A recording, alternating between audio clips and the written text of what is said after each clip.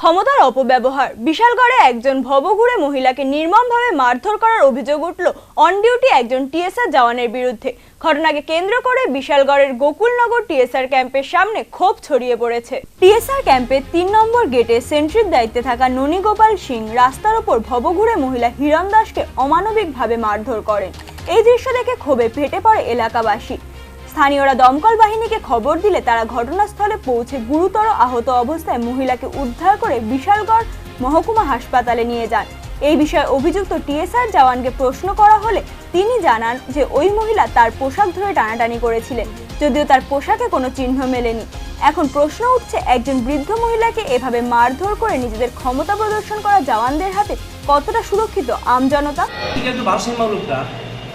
মহিলা 61 বছর বয়স, টিএসআরের সেন্ট্রি একজন অন্যায়ভাবে এবার মারধর করছে। কোন জায়গাতে ঘটনা? গোকুলনগর টিএসআর এই 3 নম্বর গেটে। আপনারা গিয়ে বিশালগড় ফায়ার সার্ভিস স্টাফ, আপনারা গিয়ে কি অবস্থায় পাইছেন? এই 80% আইন এসে নিয়ে আমরা বিশালগড় মহকুমা হাসপাতালে আসি। আপনারা গিয়ে কি অবস্থায় পাইছেন? ওই তো মাটিতে শুয়ে রয়েছে।